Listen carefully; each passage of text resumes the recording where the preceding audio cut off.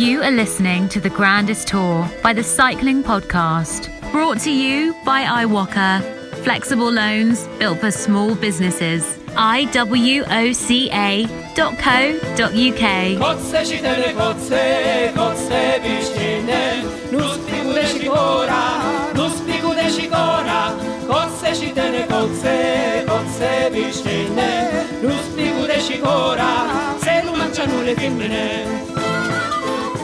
Hello, my name's Richard Moore, and tonight I'm with Lionel Birnie. Hello, Richard. And Lizzy Banks, also known as Lizzy Banks. Hello, Lizzy. Hi, everybody. Nice to meet you. We're not taking any chances with you tonight, Lizzy. No, apologies to everybody for my terrible behaviour yesterday, but I was just carried away. So excited and so wrapped up in the race that I got very carried away. Well, we ordered Lizzy to wash her mouth out with soap today. She's done that just in time for tonight's podcast, our final podcast from the 2020. Had to think about that. Giro d'Italia.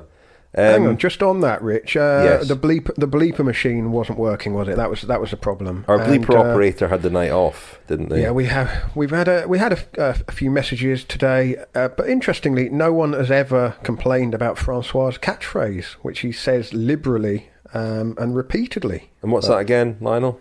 Well, I'm too frightened now to say it. We'll have to wait till Francois back on Tuesday. That is an interesting point, yes. But anyway, well, I don't think any of us will need to do any swearing tonight. It wasn't just Lizzy last night. I think James Knox as well dropped a bomb in his audio diary. We'll be hearing from James again tonight. We'll be hearing from Nick Schultz at a very eventful day at the Vuelta a España. You know, finally it bursts into life. I say finally, it's been crackling away, hasn't it? But today was quite a stage at the Vuelta. We'll be hearing from Daniel Friebe as well at the Vuelta. But we're going to be focusing a lot, obviously, and in the first part, on what happened in Milan today with the final time trial into Milan, deciding the Giro. Jai Hindley and Tao Geoghegan Hart level on time going into the stage, of course. And, well, have you got the headlines from the day, Lionel? Well, I have. I'll try to sum it up as succinctly as possible. As you say, Rich, incredible stages in both Italy and Spain for different reasons, and it all worked out pretty well for Ineos Grenadiers in both races, didn't it? Because Tao Geoghegan Hart clinched his first Grand Tour victory, and Richard Carapaz moved into the red jersey in the Vuelta. I was reflecting on this yesterday, or rather this morning, having recorded the podcast yesterday, how extraordinary it was that after 85 hours of racing, Tao Geoghegan Hart and Jai Hindley were both tied on time. The way the time bonuses worked out. But especially in a Grand Tour with so much time trialling. You know? Absolutely, yeah. And the way the time bonuses worked out in yesterday's stage alone, I mean, it was almost a fluke, really, wasn't it? That they were split by just fractions of a second overall after counting back the previous time trial stage times. So, as it turned out, it was a pretty convincing win for Tao Geoghegan Hart in the time trial over Jai Hindley in the race between the two of them. The stage itself was won by Filippo Ganna, also of Ineos, of course, who completed a clean sweep of the time trials in this Giro. He won on the opening day, he won the long time trial in the middle and again today, and of course he added a road stage too to take his tally to 4. Ineos won 7 in all. That's a third of the stages in the race, because Tao Geoghegan Hart won a couple, and Jonathan Narvaez also won a stage before crashing out of the race on the day that went to Piancavallo. Anyway, Ganna beat the time of Victor Campenerz by 32 seconds. Campenerz was challenged by Rowan Dennis, but his time had stood firm. They were split by only a fraction of a second as well. So from pretty early on, it was obvious that Ganna had won the stage, and then it was really all eyes on Geoghegan Hart and Jai Hindley. And, well, from the first updates out on the road, we knew that Geoghegan Hart was up by a handful of seconds and then a couple of handfuls of seconds, and, well, you get the idea. It was 39 seconds by the finish. Nevertheless, a very good ride by Jai Hindley. in the circumstances.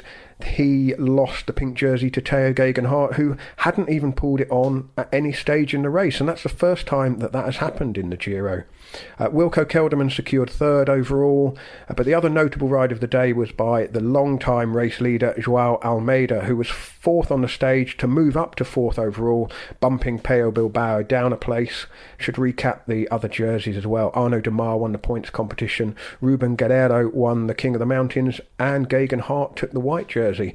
Meanwhile, over in Spain, it was a filthy, wet, cold day to Formigal, which replaced the planned Tourmalet stage, and a big break of 23 riders got clear. It was packed with climbers, and then we saw the Izaguirre brothers do a sort of long Madison effort, because Gorka, the older of the two brothers, went from a long way out, and after he was caught, Jon Izaguirre went clear and held on to win the stage, his first Vuelta stage, which completes a set of stages in the 3 Grand Tours. Mike Woods of EF Pro Cycling outsprinted Rui Costa for second place, and behind all that there was a big shake-up in the overall, because Primoz Roglic, who was the race leader this morning and who had a mechanical problem earlier in the stage, faltered on the final climb when, among others, Hugh, Carthy and Richard Carapaz went on the offensive. Dan Martin was one of the other riders who was distanced a bit, so tonight Carapaz is in red and Hugh Carthy is up to second place, 18 seconds behind Carapaz.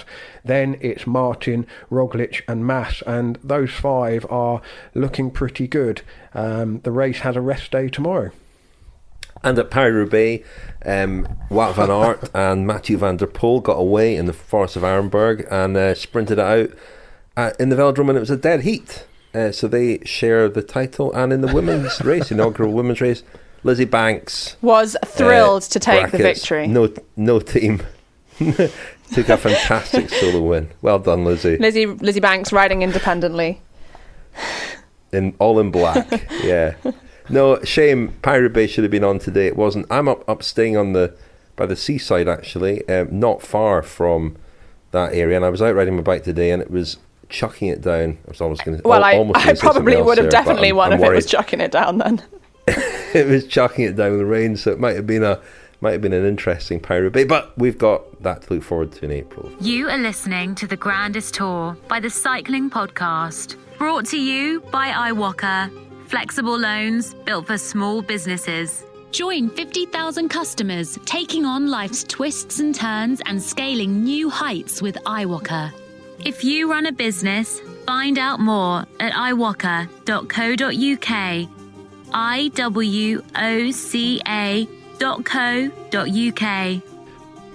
Thank you very much indeed to iwoca, our title sponsor. We're very grateful to them for their support. And if you run a small business or would like to know what iwoca might be able to do for you in the form of a loan to help develop your business, go to iwoca.co.uk. Also check out iwoca's reviews on Trustpilot. They have a very high rating among, lots and lots of reviews there, and a lot of people praise iwoca for the fact that they speak to real people when they contact them about their business.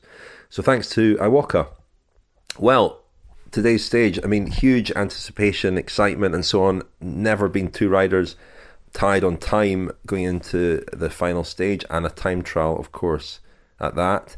Dare I say it, though, that in the end, it was slightly anticlimactic in the sense that, from very early on in the race, we knew that Geoghegan Hart was ahead, and it was a 15 kilometre, not very technical time trial. It was difficult to see anything changing over the rest of the race. So from that point of view, from a suspense and drama point of view, it was a slightly anticlimactic, the stage itself, I thought. It was no Tour de France time trial, let's put it like that. But, it was still exciting. In the first few kilometres, it was short enough that it was exciting. So at least we didn't have to watch a 40-minute time trial where we knew what was going to happen in the outcome. In the first few kilometres, Eurosport had had them equal at 0, or well, the first few kilometres after Jai Hindley had actually started. But then, it became clear very quickly that Tao had the upper hand. But still, coming into a city, so often you've got oil on the road, and we hadn't seen any crashes before. But every time he took a corner, I was holding my breath. So there was some suspense, but no Tour de France time trial. Yeah, I mean, that was the only chance of suspense really was a crash, and to be perfectly honest, that's not really the sort of drama that we would have wanted to decide the Giro. You wanted the legs to decide it, and the head as well, of course. I mean, if you remember back to when Denis Menchov fell off right towards the end of the final time trial in, what year would that have been, Rich? 2009?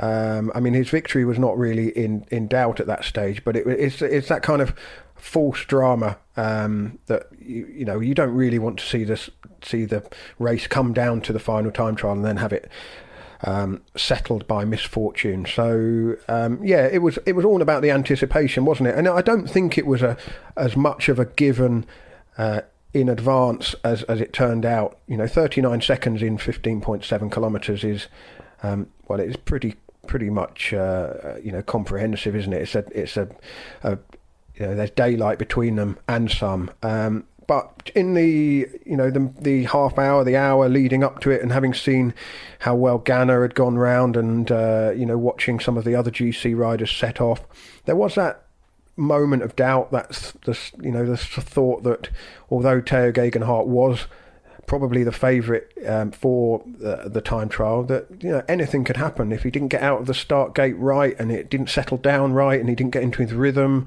Jai Hindley would have been aware of that early on, and perhaps things could have gone the other way. But it was all about getting the upper hand, really, wasn't it? I mean, I'm assuming that even had one of them gone out just a bit too hard, they were in 15.7 kilometres. Is there time to kind of correct and just calm down a second? It's not like going too deep too early and still having 30 kilometres to go.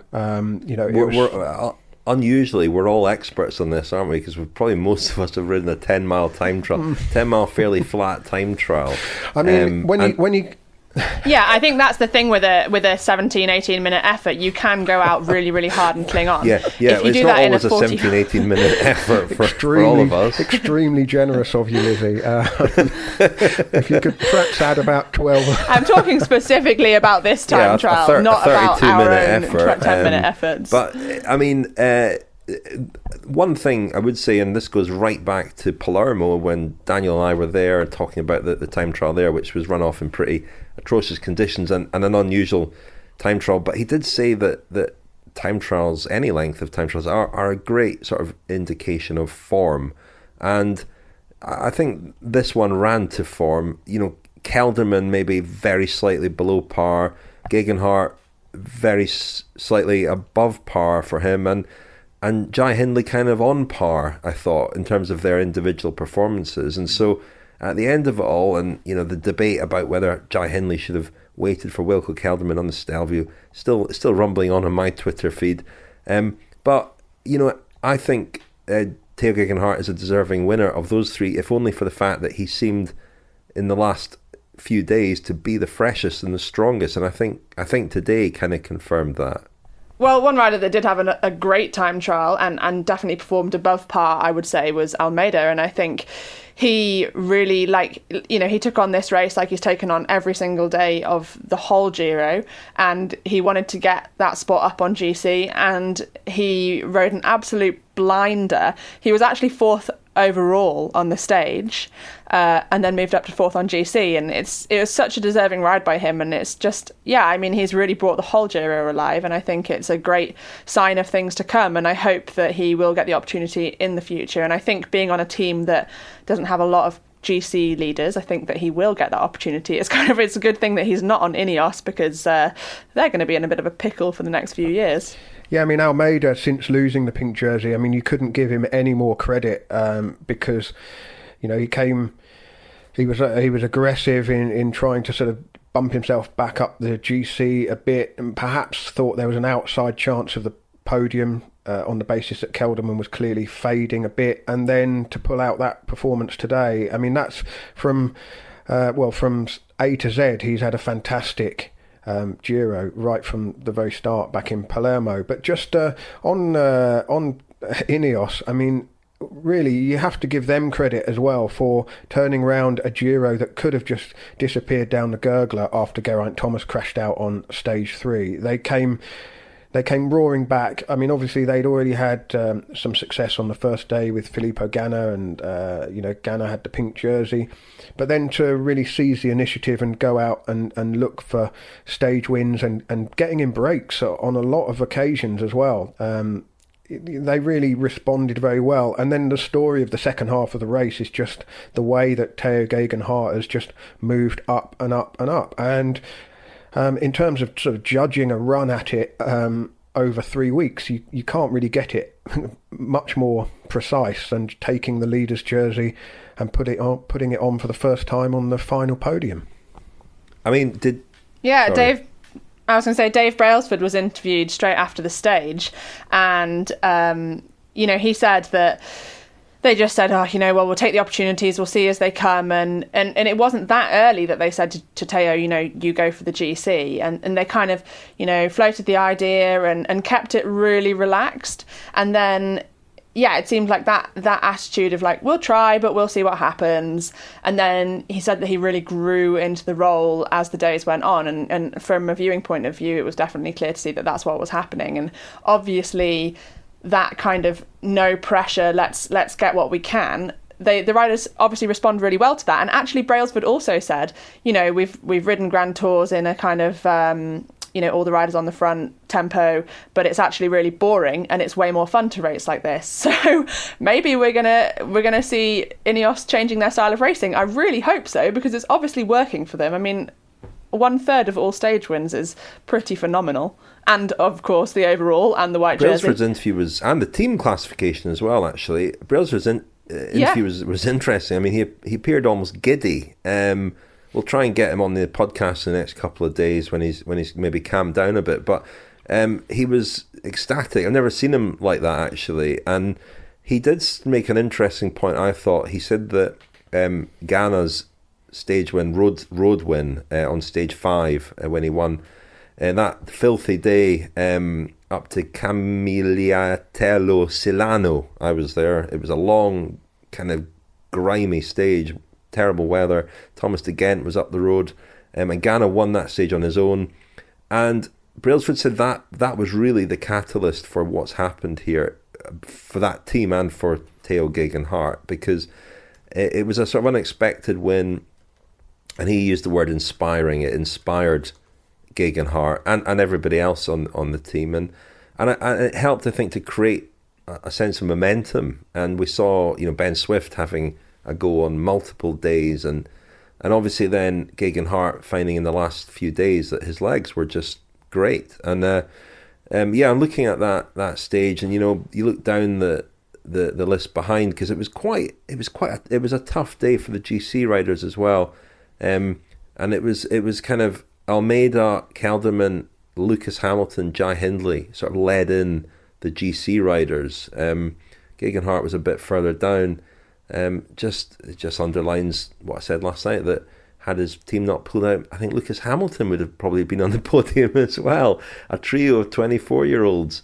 It was interesting, and I think what happened with Tao Geoghegan Hart in the end maybe did owe quite a lot to the team and the success of someone like Ganna. Yeah, I mean, I always say that success breeds success, and I think that that's really important, and also the team culture and the atmosphere within a team. And it's been really, really clear from kind of, Tao trolling Rowan Dennis during interviews, and just they just get on really well, it seems, from the outside, and they seem to be really happy and having a lot of fun.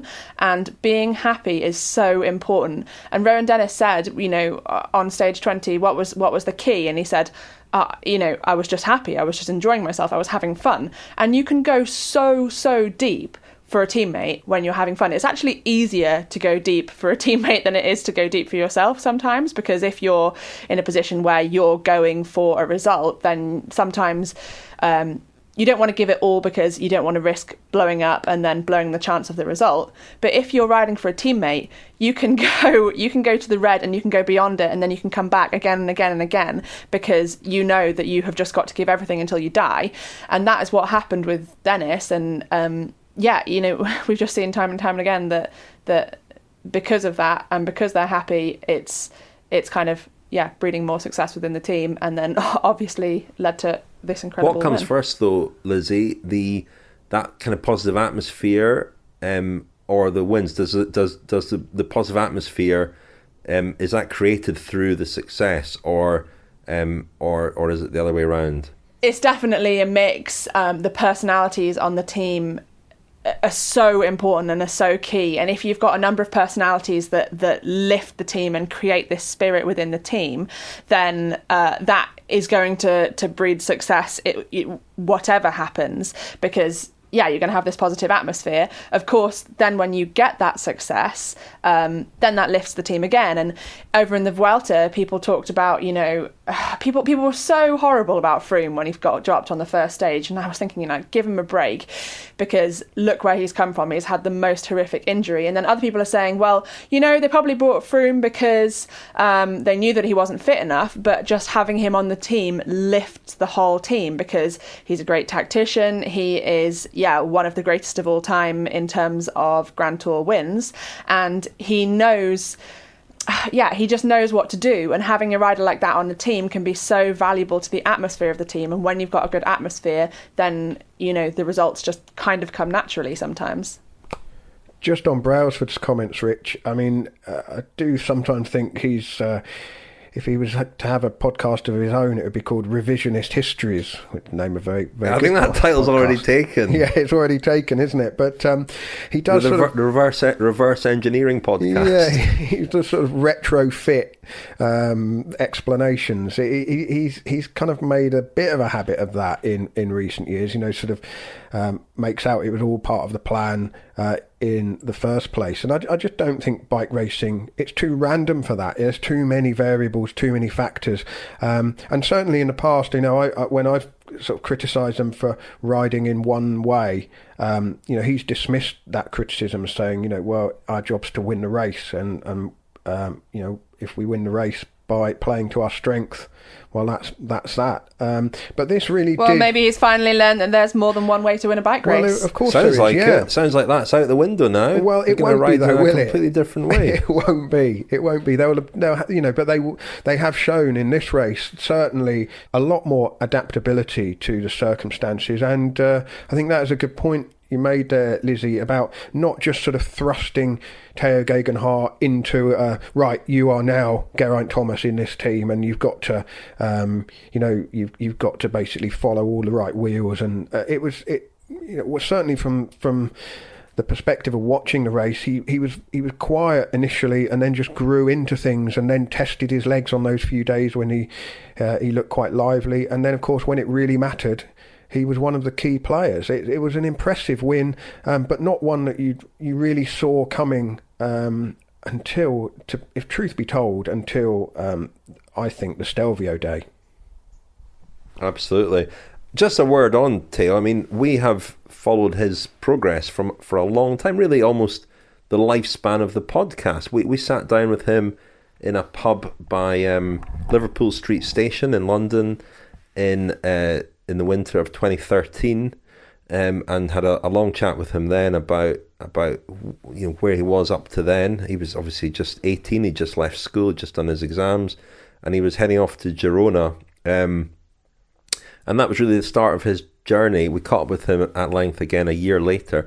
That first podcast it's a difficult listen because of the clanking cutlery. We weren't as high tech then as we are now, he says. But we've caught up with him a lot over the years, and it's been fascinating to follow his progress. But even back then, he always struck me as unusually serious about wanting to become a great cyclist, or just I'm not even sure, and I think he said this in interviews as well, that he has never really sort of dreamt of winning the Tour de France, but more of just being there and Bradley Wiggins made this point in commentary a few times today that, he's one of us. I think I got the impression I always had from him is a deep love and almost reverence for the sport and a real desire to be part of it. And he's always been very willing at Team Sky and Team Ineos to be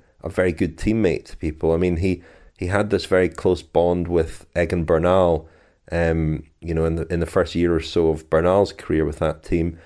And it almost seemed like, and I spoke to his partner Hannah Barnes about this, that she was worried at one point that he was too willing to be the great teammate, and perhaps had lost sight of his own ambitions, maybe slightly along the way. I also listened again today to Mitch Docker's interview with him, which is absolutely fantastic. We released that earlier this year, an edited version, but go back and have a listen to that, just for a real sort of rounded view of where he came from, how he got into racing, the track racing that he did at Herne Hill. And Tao describes very well those experiences and how much he enjoyed them, and also why he decided not to turn pro with Team Sky when they first offered him a contract. He stayed another year as an under-23 rider. I was listening to that thinking, nowadays that would maybe be a harder thing to do, because we're seeing 20, 21, 22-year-old riders not just turn professional but actually win at the highest level. But he took an extra year and really wanted to make sure everything was right, wanted to win some races before turning pro. So yeah, there's a lot in the archive there if you want to go back and understand a bit more about Tao Geoghegan Hart and where he's come from. Search for Tao Geoghegan Hart in the search bar at thecyclingpodcast.com. Well, I'll put links to those 3 episodes you mentioned, Richard, in today's show notes. The Cycling Podcast is supported by Science in Sport. Science in Sport. Fueled by science. Thank you very much to Science and Sport for their support of the Cycling Podcast. If you want 25% off your Science and Sport products, go to scienceandsport.com and enter the code SISCP25. SISCP25. Now, we've had several riders, 6 riders, keeping audio diaries for us at the Giro d'Italia. We've also got some riders keeping audio diaries at the Vuelta a España. You're going to hear more from them in the next couple of weeks. But James Knox, we've been hearing from him regularly, rides for Deceuninck Quick Step, finished 14th on GC. I mean, a very decent ride from him, as an individual, but his main role during the race was helping his Portuguese teammate João Almeida, of course. Here's James's final dispatch from the Giro d'Italia. It's the final entry. I'm done. Giro's over. Wow, British winner. Not the one anyone was expecting, but yeah, Tao's done pretty unbelievable performance in the last 3 weeks. Him and Jai, big head-to-head. And big showdown, wow. I guess Tao was expected to put him away in the TT, but a time trial like this, I can't imagine. Both guys must have been exhausted.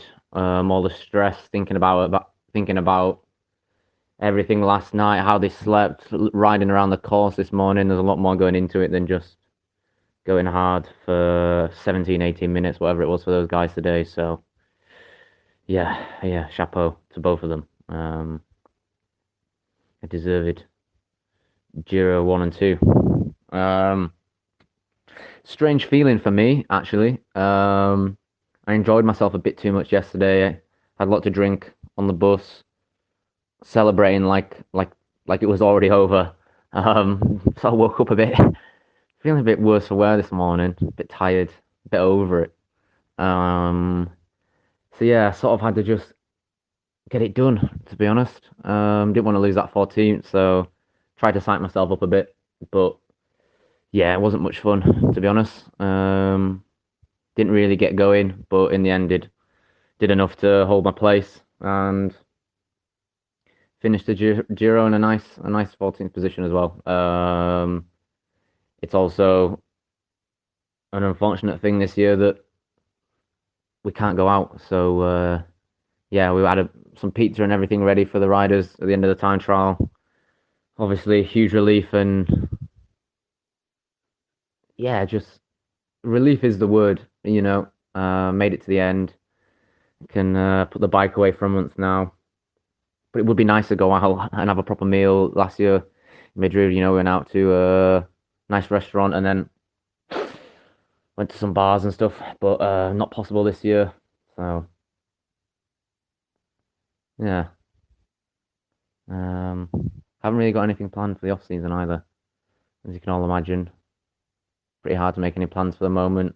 Got team meetings in Belgium that were supposed to happen in 10 days, but I'm not sure they'll go ahead either. So yeah, that's my bit for the Giro.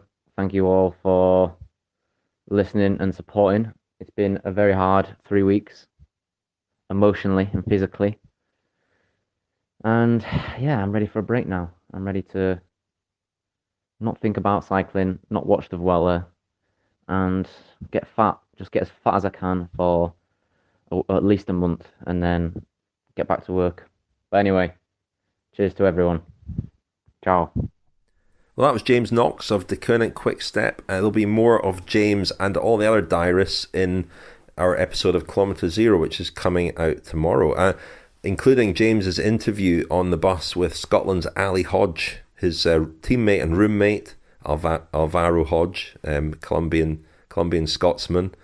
And a Scotsman has won the Giro today, Tao Geoghegan Hart, a Scotsman in the Koenig Quick Step, sharing a room with James, and then tomorrow's Kilometre Zero.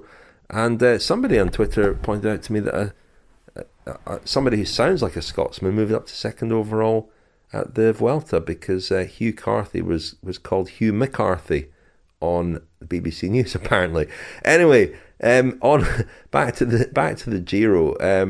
What are your other reflections on the Giro at the end of the race, Lizzy? One point that Victor Campenaerts made in his interview after, he was in the hot seat today, and that one of our listeners made as well on our Facebook page, asking whether this rescheduled season has maybe favoured younger riders over older riders. I mean, we've seen younger riders really, really come to the fore.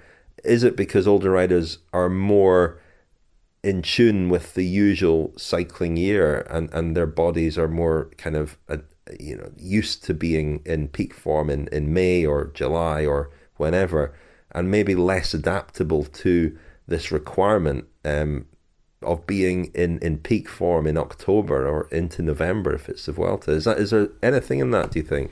It's not something I have huge experience of, because even though I'm on the cusp of 30, it's only my end of my second European season, so I don't feel like I've really got into the same kind of body clock that somebody that's been cycling for 14 years would have done.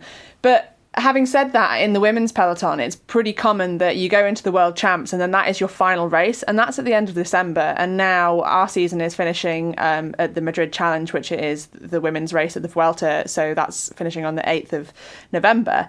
And that is a bit of an ask, and we heard the riders in the Giro saying that one thing that was really kind of playing with their heads and making them struggle a bit, and one of the reasons why they were finding this long stage that got shortened on Friday so challenging is because they're finding that they're waking up in the dark, they're getting back to the hotel and it's already dark, and it is one of those things that you get into this point of the year and your body just kind of begins to slow down a bit, and perhaps with the younger riders they haven't got into that rhythm yet. And I also think that the lockdown itself will have had a massive impact because everybody trained in such a different way. Perhaps the older riders kind of thought, oh, screw it, I'm just gonna sit back because we don't think there's going to be any racing. I don't want to train so much. I know Thibaut Pinot, he was famed for saying, I absolutely hate the turbo trainer, I'm not going to touch the turbo trainer. And he was living in France, and the restrictions meant that he wasn't allowed to go more than a kilometre from his house. So unless he was doing laps around the block, which I very much doubt, then his training wasn't going to be good quality. And obviously we saw a not great performance in the Tour de France, and was it injury, was it form? I don't know. But I do think that there is something in the way that riders responded to lockdown and the way that they trained in lockdown, and perhaps youth here gave the riders an advantage because perhaps they were able to bounce back mentally from it a bit better than the older riders. I mean, it's just a hypothesis, but I think it's definitely one that needs to be looked at, because we've just seen such a clear division here that we've not seen for, well, ever before, really, I would say. And this is going to lag into... Yeah. This is going to lag into next year significantly, isn't it? Because normally riders would be wrapping up before now and would be taking their break and then thinking about getting back to some form of training when? Late November, December, training camp, the first training camp typically sort of early December, then another one just before Christmas, and then then the racing resumes and everyone's into the following season. Whereas, what are the alternatives here? I mean, no one's particularly going to want to get straight back into it a matter of sort of 3-4 weeks after finishing the Vuelta, for example. So we're going to have an even more elongated end to the season and beginning to the next season, and teams might have to take that into account when they come to pick their squads for early season races. It could well have some far-reaching implications, this. No, for sure, but I mean the Australia races won't happen for certain, so that is a bit of a blessing in disguise in that the riders will get a bit of a break, whereas otherwise some of them would have been expected to go to Australia. But yeah, I mean, I do think the effects of fatigue and the effects of overtraining, often you don't see them for a really, really long time. And I think that's something that's going to have a really interesting impact on the Vuelta, with quite a few of those riders having ridden the Tour de France. And they didn't really get a break between the Tour de France and the Vuelta. They had to go to World Championships. Primoz Roglic was at Liège-Bastogne-Liège as well.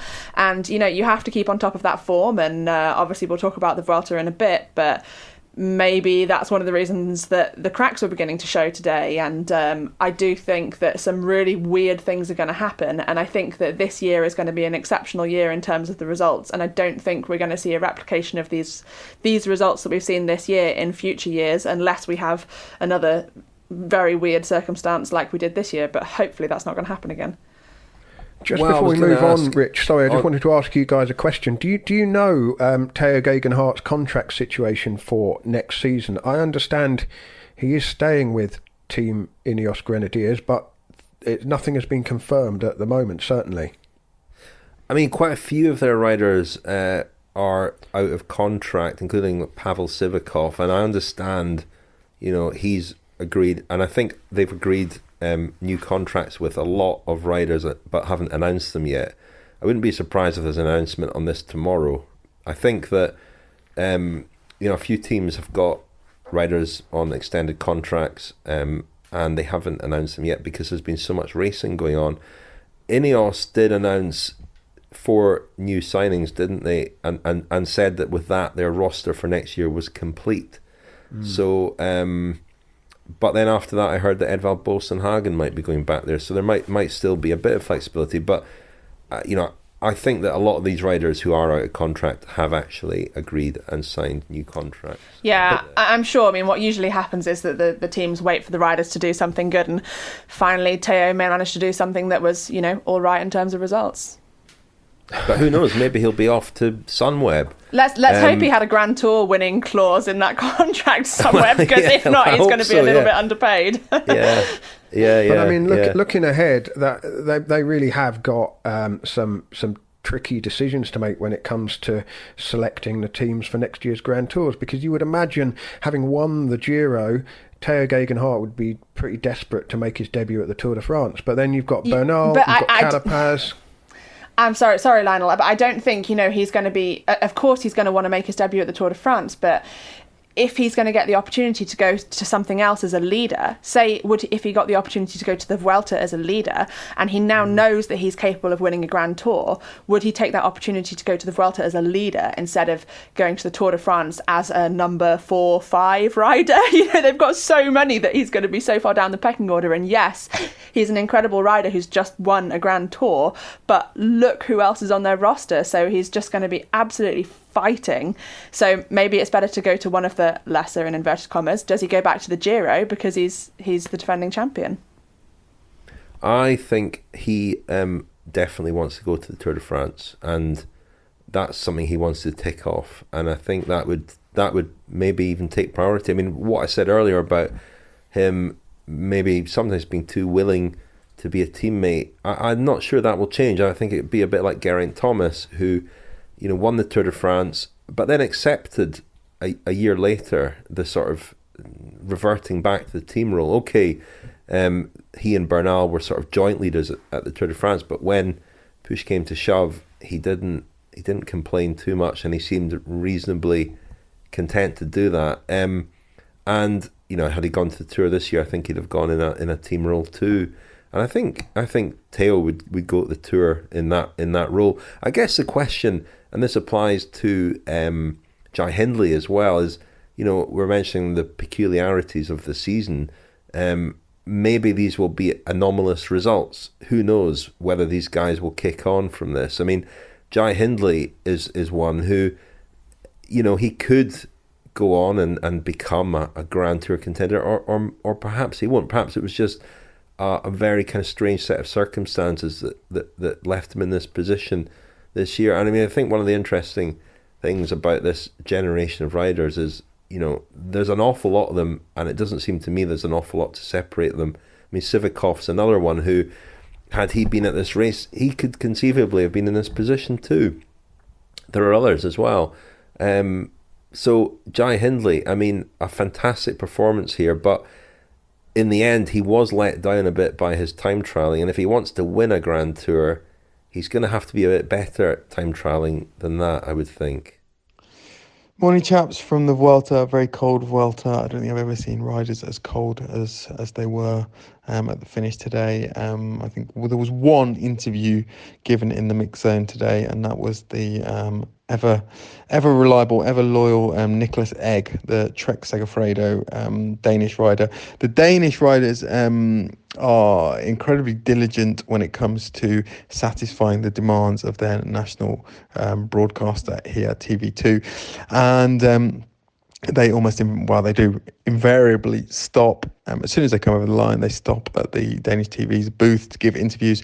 But today, even Michael Morku, who I don't think I've ever seen refuse an interview with Danish TV, he just shook his head. His teeth were chattering, and he headed straight onto the bus. But Nicholas Egg gave the only interview of any rider in the mix zone. Certainly after the riders came over the line, there were a couple, Primoz Roglic, who I think he went to anti-doping and got warmed up, and about half an hour later he did stop by, and he told us what happened today. And there were more issues with the Dutch team. I still refer to Sunweb as a Dutch team anyway, and a rain cape. Rog's issue today was that he couldn't get his rain cape or rain jacket zipped up on the top of the penultimate climb, and consequently fell way back in the group.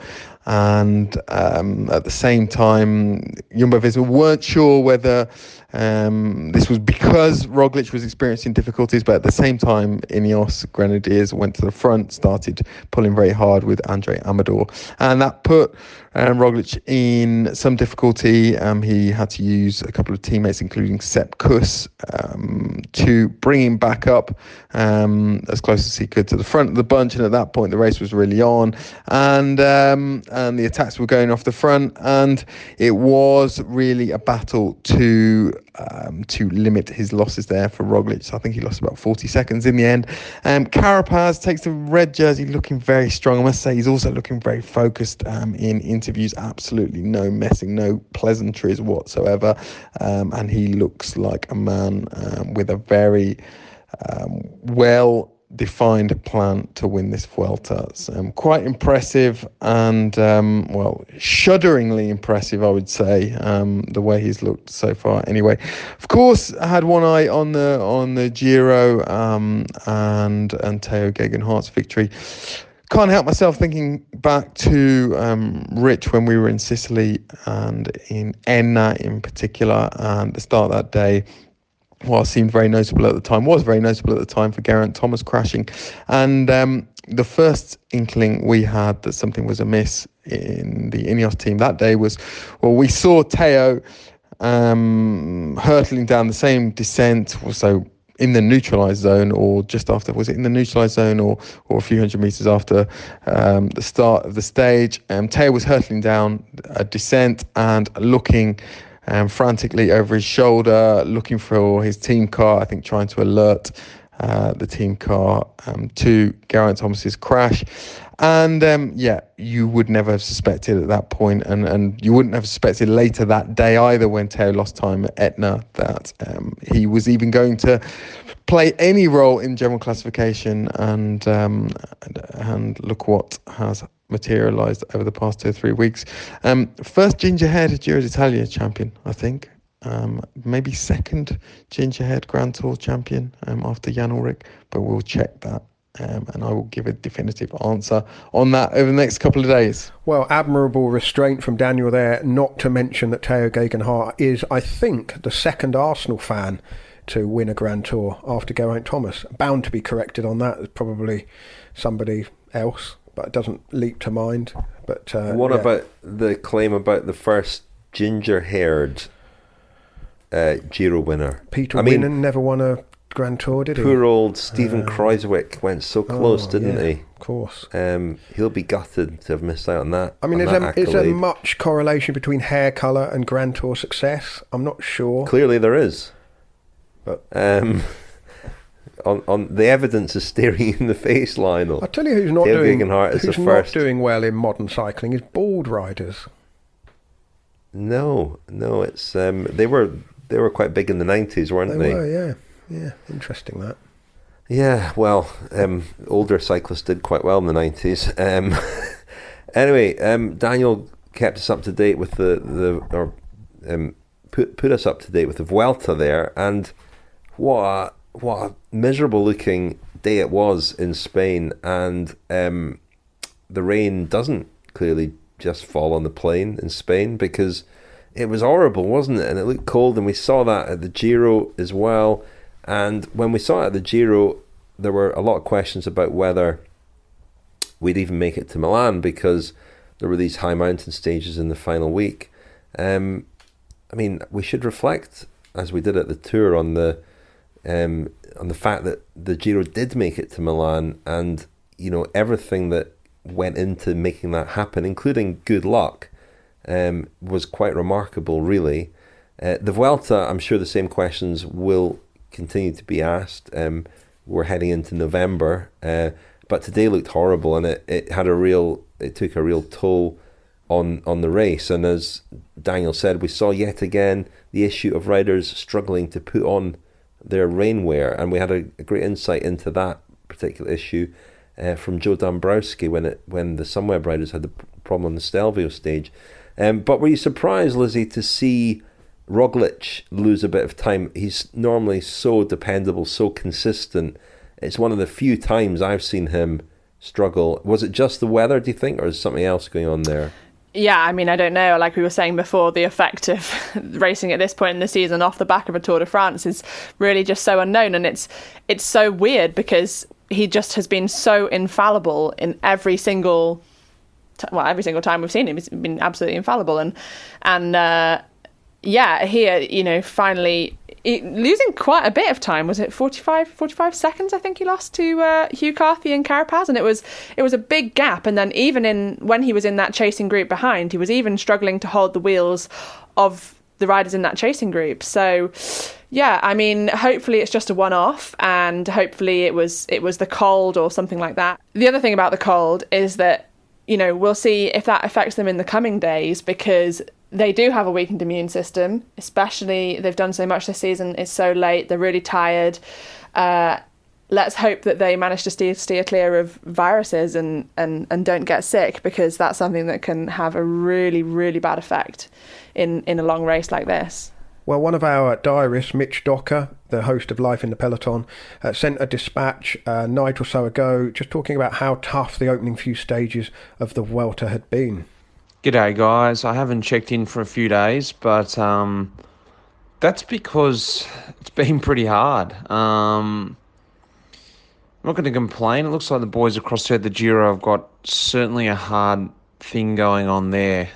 Third week, epic stages and some bad weather rolling in.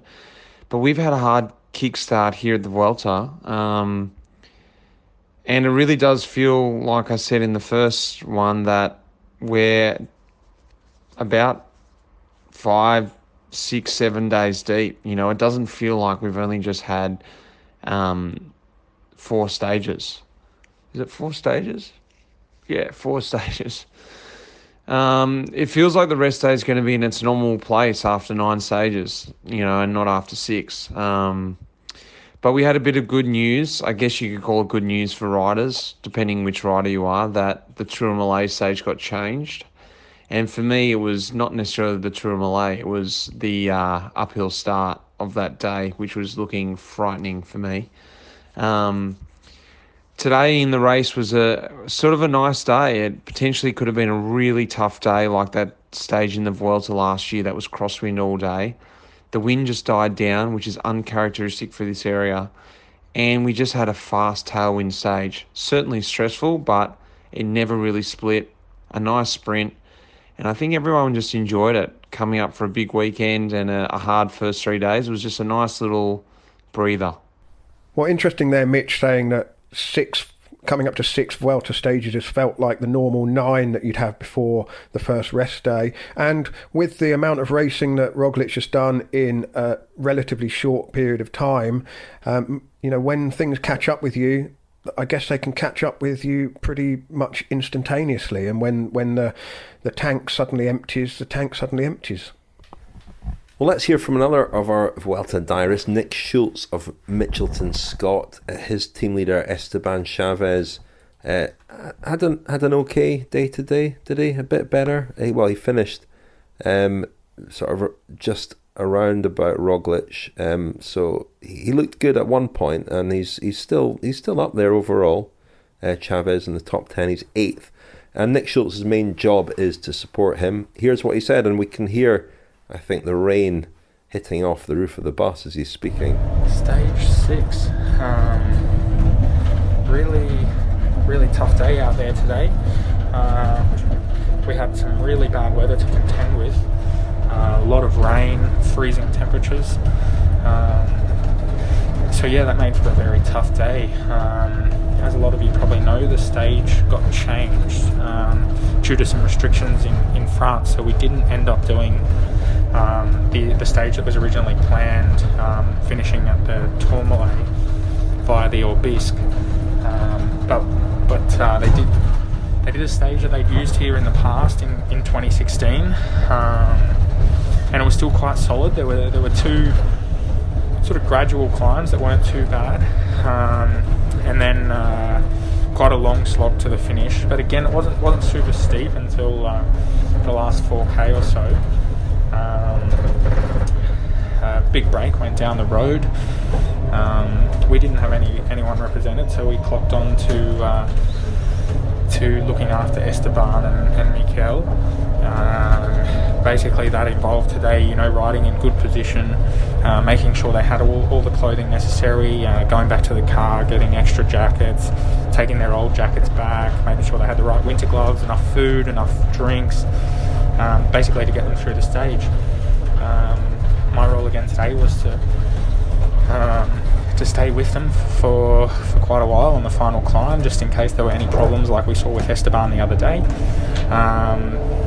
But luckily that didn't eventuate, and Mikel and Esteban actually got amongst it and attacked with 3 or 4K to go to put some pressure on the other GC guys, and they did that, and they finished nicely, and Esteban's looking really good heading into the first rest day, which we're all looking forward to after today.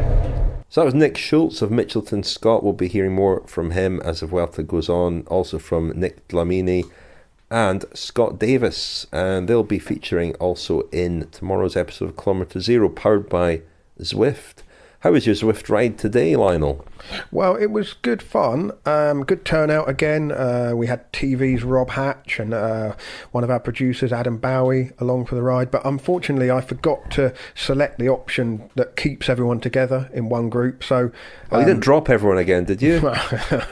I dropped them. Lionel. I dropped them. I reverse dropped them. Yeah. Yeah. It's like the Giro. People going out the back rather than off the front.